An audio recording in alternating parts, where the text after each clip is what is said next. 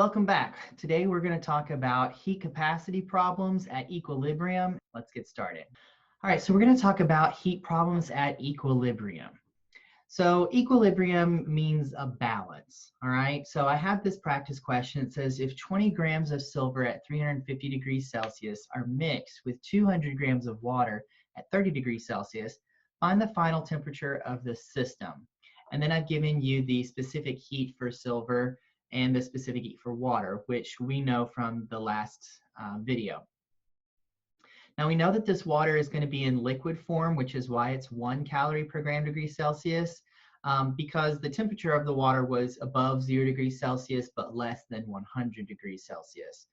So since the system is trying to reach a balance, that means if we put this really hot silver into the water, the temperature of the silver needs to drop while the temperature of the water needs to increase. And they're both going to eventually meet in the middle, basically, and find this final temperature.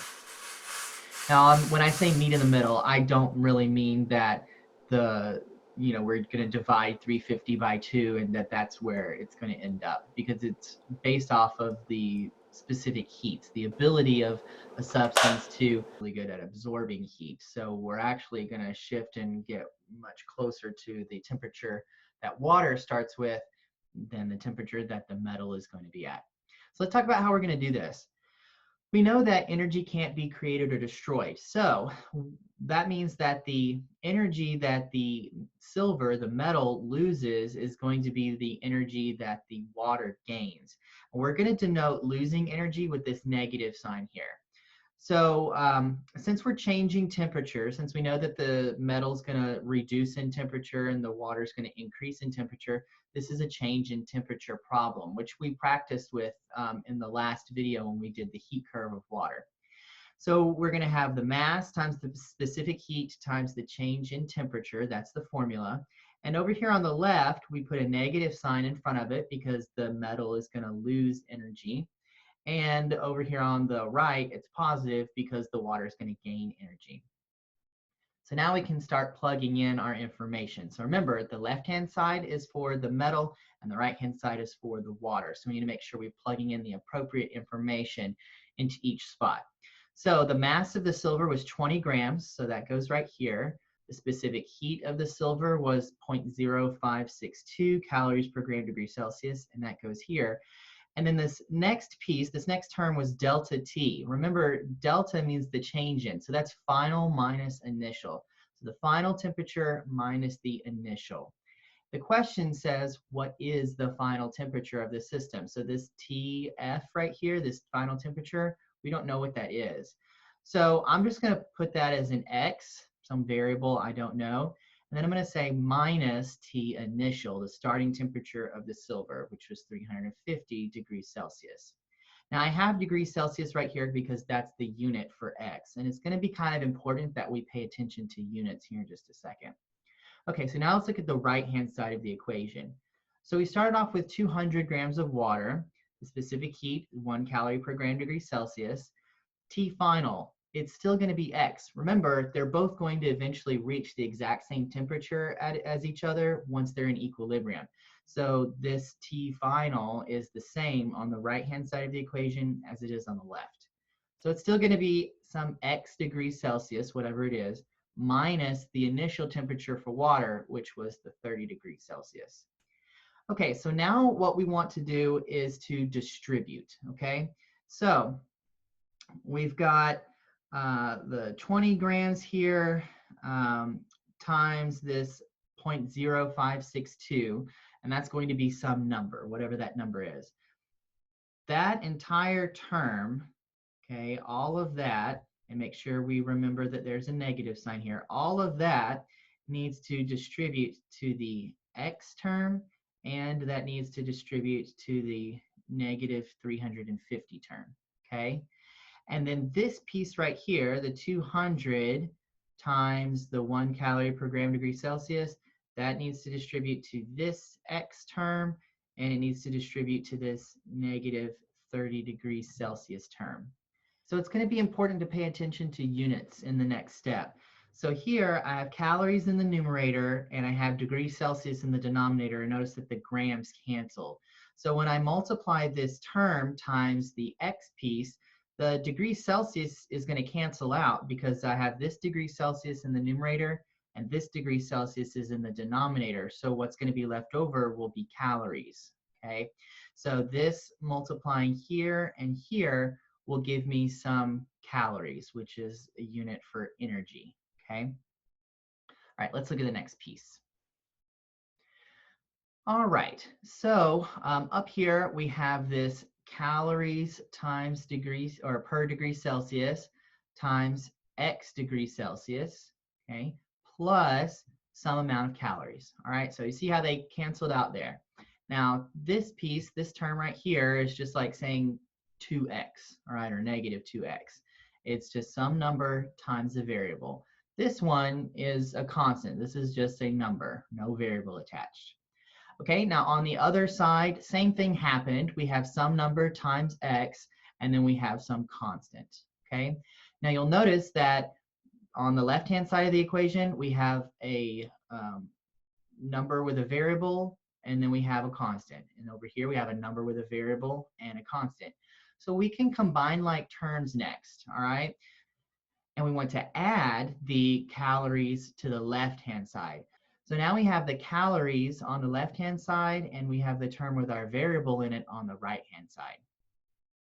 So the last thing that we're going to do then is to divide, because we want to know what x is. So I'm going to divide this side by 201.124 calories per degree Celsius. Okay, and that means that I would do the same thing over here. Okay, 201.124 calories per degree Celsius. Now, let's talk about how the units are going to work out here. Okay, so obviously this calorie per degree Celsius, that's going to go away. All right. Now over here, I have calories in the numerator and I have calories in the denominator, okay? So on the left-hand side of the equation right now, I have no unit on top, so we can just put a 1 there. Then I have a division bar, and that division bar here in blue, that's the same as this one right here in red, okay? Then I have another 1, and that 1 is because I crossed out this calories right here. Okay, so there's no variable there in this numerator. Is this right here, calories per degree Celsius? That's another fraction, right? So since we canceled out calories, there's no unit in the numerator of this fraction. So then I need to put another fraction bar, and that one that I just added is this one right here. And then on the bottom, we're going to put our degrees Celsius. Okay, so I think what we need to do one more thing to make this look right. This is called a complex fraction, where it's a fraction over a fraction. I hope that you agree that the number 1 is the same thing as 1 divided by 1. Okay, so now it looks more like a fraction over another fraction. And I think they teach you keep, change, flip. All right. I didn't call it that when I was in high school, so I can't really help you with why they're calling that, but this is what you do. You're going to multiply by the reciprocal of the denominator, okay, on the bottom here. So this is going to reduce to 1. All right, so that just goes away. And then up here at the top, we've got 1 times degrees Celsius, which is going to give us degrees Celsius. And you have 1 times 1, which is 1. And anything over 1 is just itself.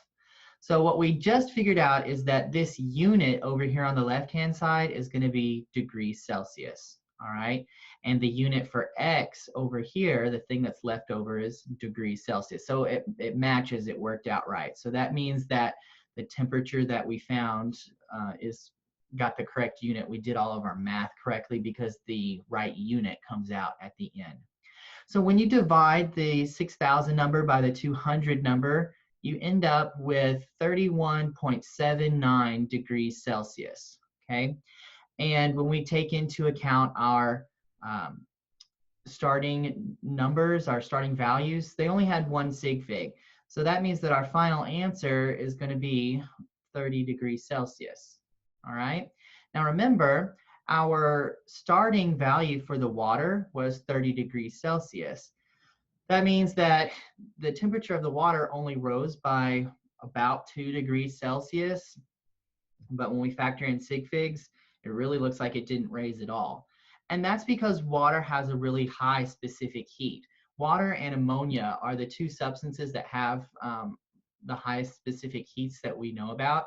And that just means that they're able to absorb a lot of energy, but not increase their temperature very much. And this is why water is like the air conditioner for our planet, okay? The oceans and rivers and lakes here on Earth, they keep the Earth cooled down. Without those, the energy that we get from the sun would be way too much and it would just burn everything up. Of course, we know that global warming is taking place and that is increasing the temperature of our oceans, melting the polar ice caps and causing drastic changes in weather, which affects animal life, plant life, and our way of life. So another reason why we would want to try and keep that in check. All right, let's move on. So the next thing we want to talk about are systems and environments, okay? And being able to figure out what's a system and what's an environment is going to be an important step when we get to calorimetry later on. So what's a system? A system is whatever part of the universe you happen to be focusing on, and it's the thing that's going to be affected by the environment. The environment is everything else in the universe that's not part of the system, okay? So, for example, the sun pours energy into the earth, all right? So we could say that the earth is its own system and that the sun would be part of the environment. The energy that the sun dumps into the earth allows the earth to take care of all of its business, basically. All right, whenever we look at systems and environments, we always want to answer from the perspective of the system. That's extremely important. Always answer from the perspective of the system. Okay, so let's see if we can answer this first question here. Is the freezing of water an endothermic or an exothermic process? All right, remember, we talked about this in the last video. Endothermic, endo, in, energy must be added in.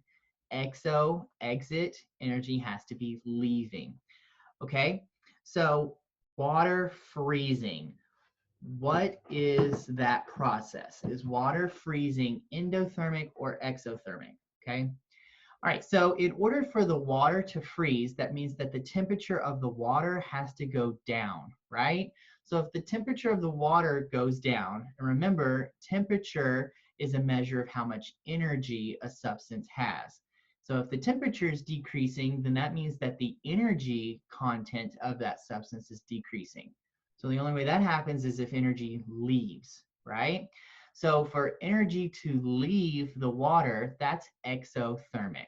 All right, classify each process below as exothermic or endothermic and briefly explain why.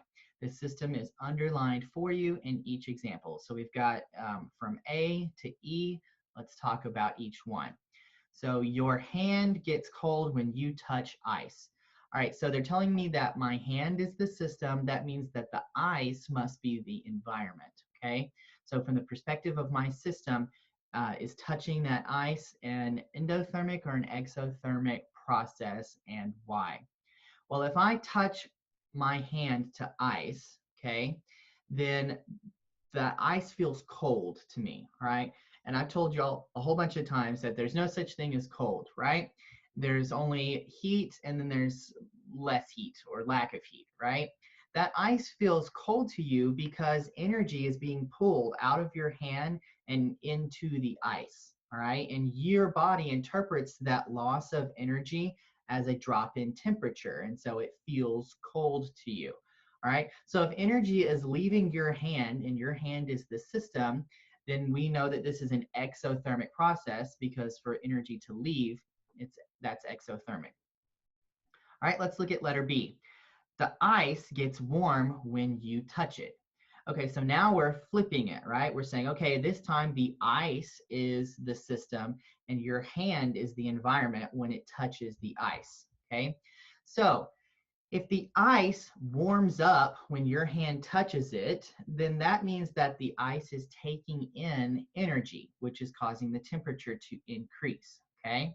So if the ice is taking in energy, then that's an endothermic process, okay? So from the ice's perspective, it's endothermic, and from your hand's perspective, it's exothermic.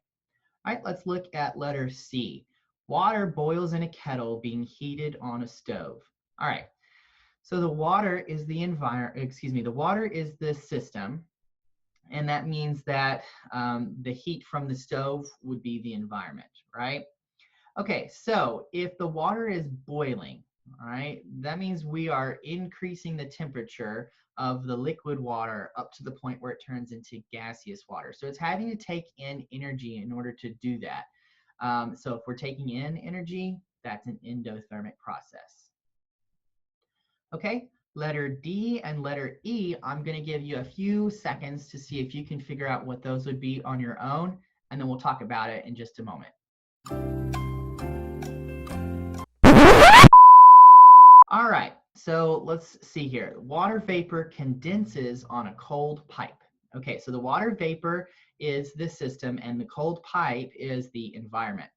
Water vapor, that means it's a gas. Condense, that means it's going to go from a gas to a liquid, right? Condensation. So if the water vapor is going to go from a gas to a liquid, then that means that the molecules, those gas molecules that are floating around, they have to get closer to each other and then they have to stick together, right? They can still move and roll over the top of each other, but they don't have enough energy to fly away anymore, right? That means that it had to lose energy in order to make that change, to get from gas to a liquid. It had to lose energy. And if we're losing energy, then that means it's an exothermic process. So this condensation here is an exothermic process.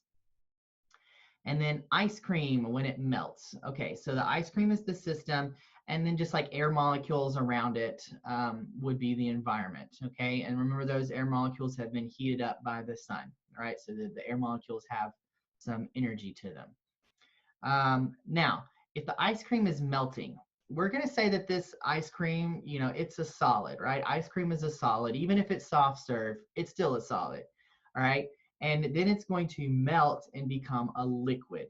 So this is the opposite of what we just saw. So if we're going to go from a solid, which is like tightly packed molecules, they can vibrate, but they can't move around over the top of each other. They're just vibrating, right? But if it's going to melt and turn into a liquid, now those molecules have enough energy to roll over the top of each other, right? So they've gained some energy, okay?